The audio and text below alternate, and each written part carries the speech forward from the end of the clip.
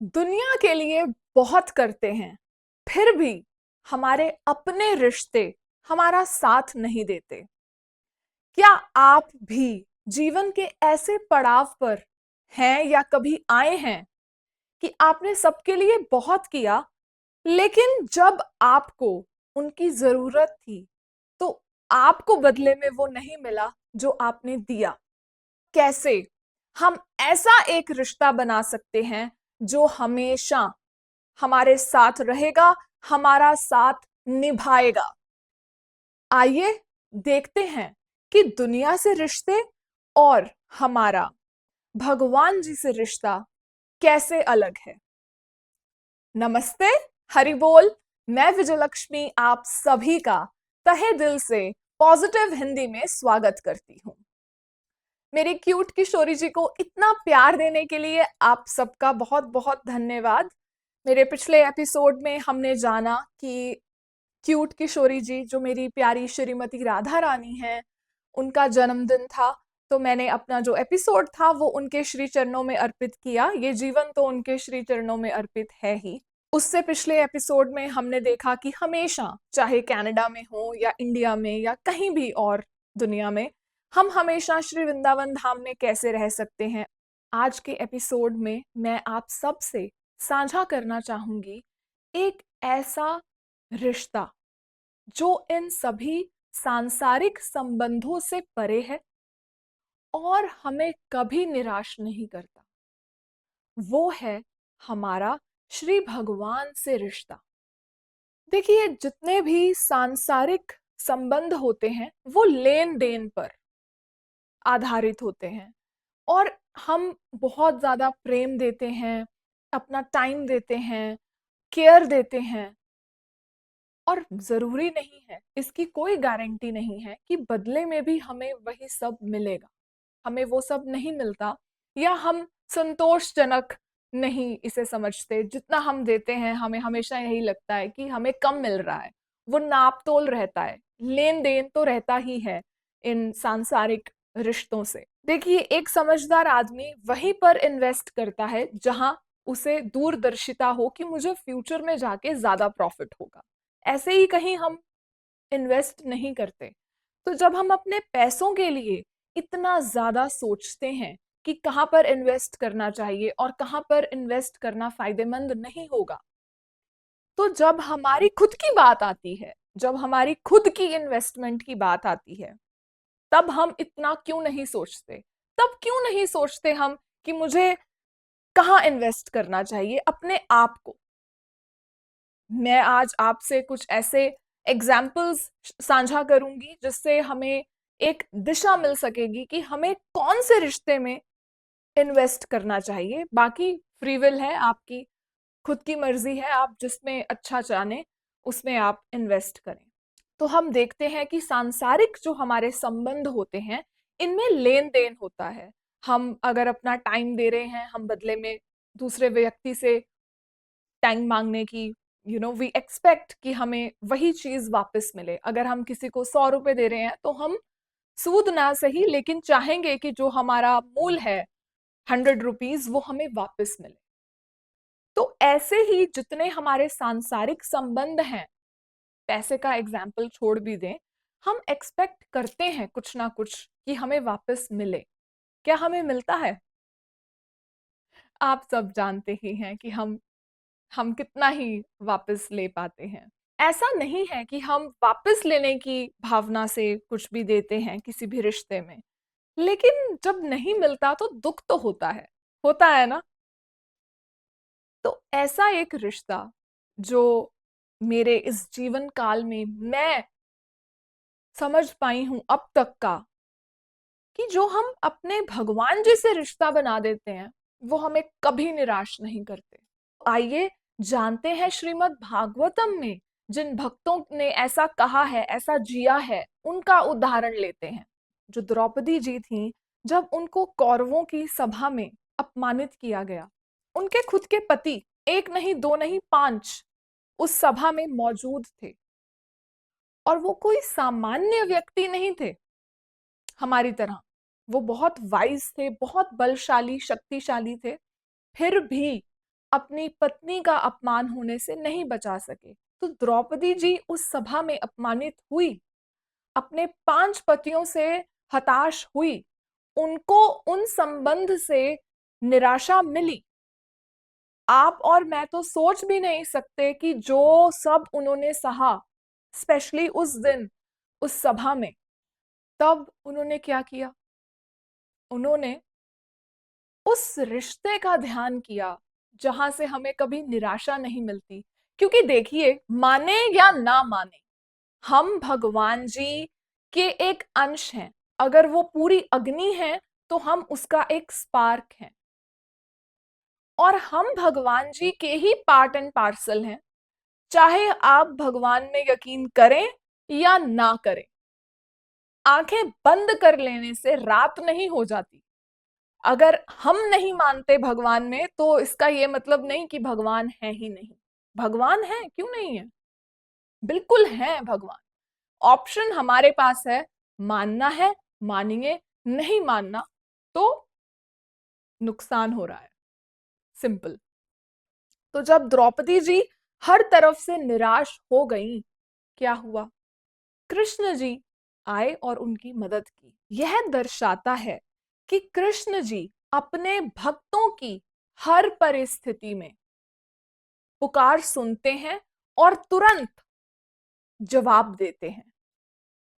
तो क्या आप कभी ऐसी परिस्थिति में आए हैं जब आप बहुत हताश हो चुके हों, आपको नहीं पता आप किससे मदद मांगे? तो मेरे कहे पर प्रभु श्री हरि से मदद मांगिएगा, तुरंत उत्तर देंगे। बहुत सारे भक्तों को दिया है, देते हैं और देते रहेंगे। जैसे कि उनका एक प्रिय भक्त था, सखा सुदामा जी। बहुत गरीब थे, बहुत सिंपल से एक ब्राह्मण थे। बहुत गरीबी के बावजूद उन्होंने भगवान जी से कभी कुछ नहीं मांगा, लेकिन उनको आशा थी, जो उनकी जमा पूंजी थी, पूरी जो उनकी लाइफ की इन्वेस्टमेंट थी, वो थी कृष्ण के साथ उनके सखा के संबंध में। और जब वो श्री कृष्ण के राजमहल में गए उनसे मिलने, हम सब जानते हैं कि कैसे चमत्कारी रूप से कृष्ण जी ने उनकी अनकही बात भी सुन ली।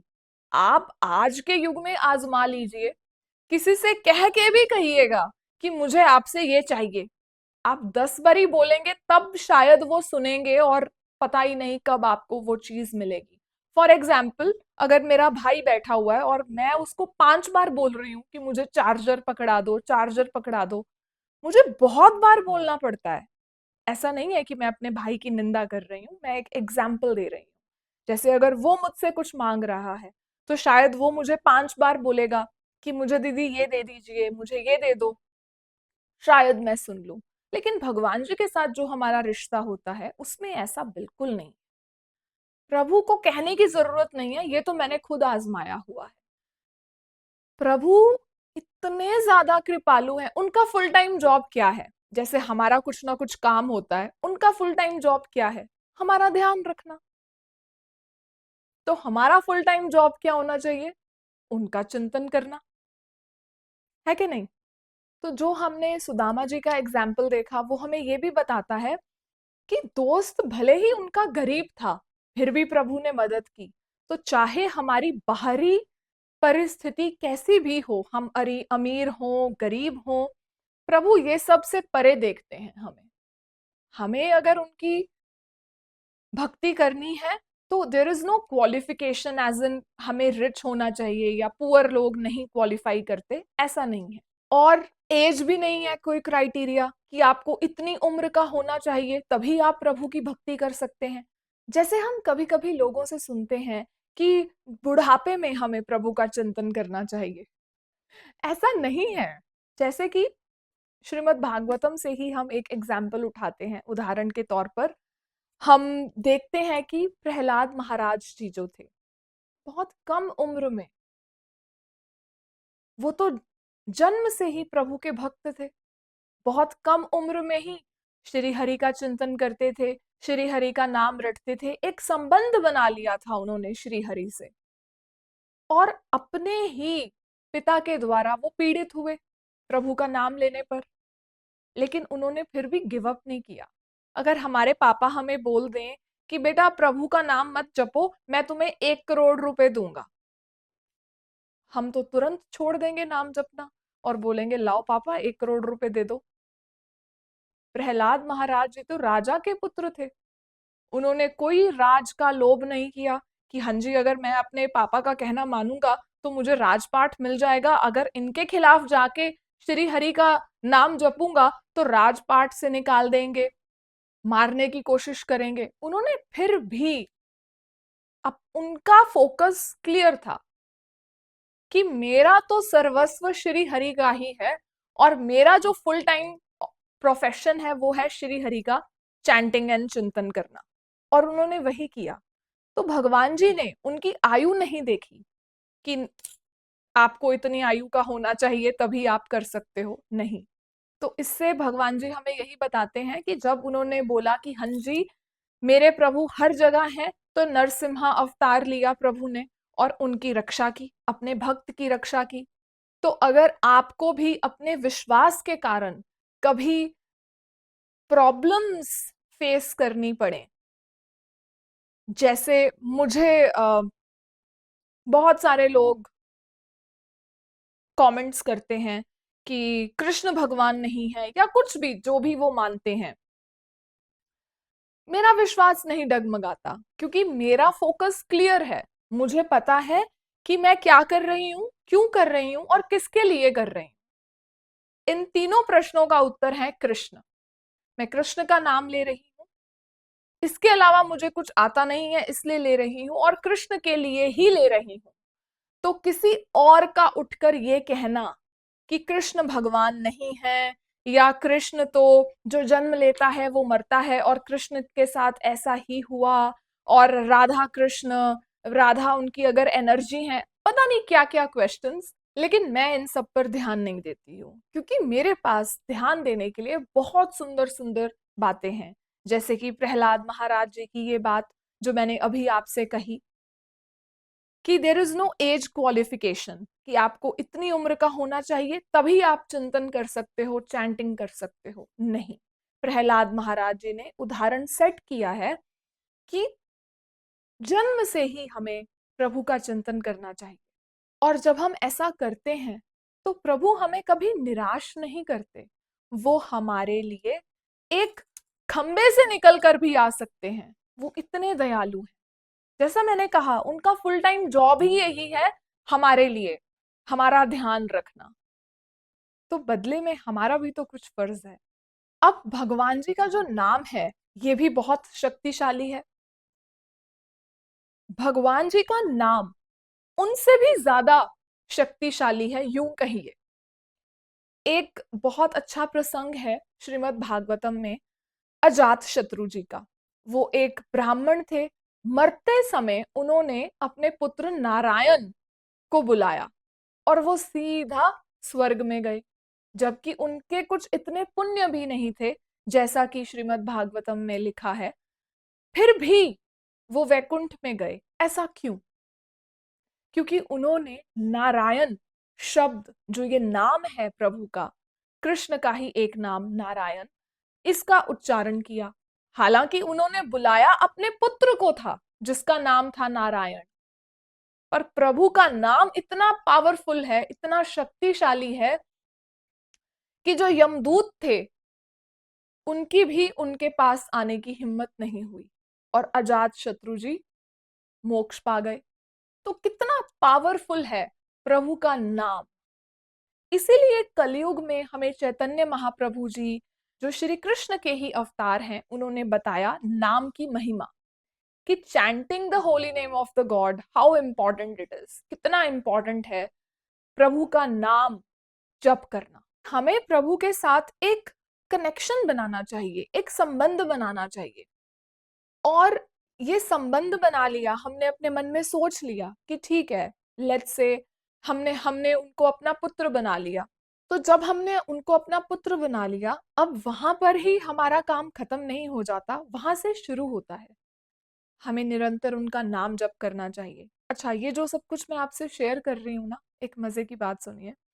ये जो सब मैं आपसे शेयर कर रही हूँ, ऐसा नहीं है कि मैं इसमें पारंगत हूँ मैं ब्रिलियंटली मैं ये सब फॉलो कर रही हूँ। मैं कोशिश करती हूँ कि मैं ये सब कर पाऊँ, और हमारे बहुत ही अच्छे ग्रंथों में ये बहुत खूबसूरती से इन बातों का ज़िक्र हुआ है, तो मैं आप सबसे शेयर कर रही हूँ।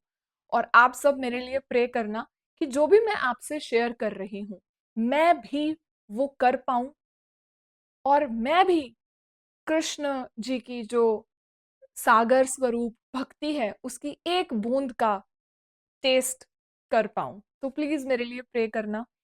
हमें शास्त्रों का पठन करना चाहिए। श्रीमद् भागवतम, भगवद गीता डेली, चाहे आप एक श्लोक, चाहे एक पेज ज़रूर पढ़ें। हमें बहुत कुछ सीखने को मिलेगा। हमें हमेशा प्रभु से प्रार्थना करनी चाहिए, उनका ध्यान करना चाहिए, हमेशा उनसे बातें करनी चाहिए। जैसे अगर हम कहीं ट्रैवल भी कर रहे हैं, तो जो वो कॉम्यूट टाइम है, जब हम मान लीजिए बस में हैं या ट्रेन में हैं, जब हम जा रहे हैं और हमारे पास करने को कुछ नहीं है सिवाय फ़ोन चलाने को, तो फ़ोन मत चलाकर हम अगर अपने मन में ही प्रभु से बातें करें कि और प्रभु आप कैसे हैं? हम कभी उनसे ये पूछें, जब हम उनसे मिलने जाते हैं, हाय हाउ आर यू? हम यहाँ पर पूछते हैं। क्या हम कभी प्रभु से पूछते हैं कि भगवान जी आप कैसे हो? सब ठीक? ज़रूर पूछ के देखना, आपको उत्तर भी मिलेगा। उनके चेहरे पर जो एक मुस्कुराहट आएगी ना, वो तो मैं डिस्क्राइब ही नहीं कर सकती हूँ। वो जब आपको दिखे तो आप मुझे प्लीज आके कमेंट्स में जरूर बताना कि हाँ, आपकी बात ठीक थी, हमें वो मुस्कुराहट दिखी जब मैंने अपने ठाकुर जी से पूछा कि ठाकुर जी आप कैसे हो आज। वो मुस्कुराएंगे, वो जवाब देंगे। दूसरा, सेवा भाव रखना चाहिए हमें। जो भी हमसे बन पड़े, जितना भी बन पड़े, हमें सेवा भाव रखते हुए सबकी मदद करने की कोशिश करनी चाहिए। आप कमेंट्स में ज़रूर शेयर करें कि आपको इस एपिसोड की कोई अच्छी बात लगी हो। तो मैं तो यही कहूँगी कि प्लीज़ कृष्ण जी के साथ, अपने इष्ट के साथ, श्री भगवान के साथ एक रिश्ता बनाएं। और ये एक ऐसा संबंध है जहाँ पे आप कभी हारोगे नहीं। जिस रिश्ते में आपको हमेशा मिल ही रहा है, आपका फ़ायदा है, क्यों ना हम उस रिश्ते में अपना टाइम इन्वेस्ट करें, अपनी एनर्जी इन्वेस्ट करें, और उसे एक जैसे पौधे को हम खूब सारा न्यूट्रिएंट्स देते हैं, हम अपना जो भगवान जी के साथ हमारा ये रिश्ता है मीठा सा, इसे सींचते हैं खूब सारे प्यार, टाइम और उनके चिंतन के साथ। तो जो हमारा कृष्ण जी के साथ संबंध है, वो बिना किसी शर्त पर आधारित है। जो कि सांसारिक हमारे रिश्ते होते हैं, वो हमसे एक्सपेक्ट करते हैं कि कुछ मिलेगा। कृष्ण जी हमसे ऐसा कुछ एक्सपेक्ट नहीं करते। उन्हें बस हमारा प्यार और टाइम चाहिए, और वो हमें अपना सर्वस्व वो हम पर लुटा देते हैं। प्रेम से बोलिए राधे राधे। मैं मिलती हूँ आपसे अगले मंगलवार को, यही यूट्यूब और स्पॉटिफाई पर। मैं विजय लक्ष्मी अब आप सभी से आज्ञा लेती हूँ। नमस्ते, हरि बोल। प्रेम से जरूर बोलिए राधे राधे।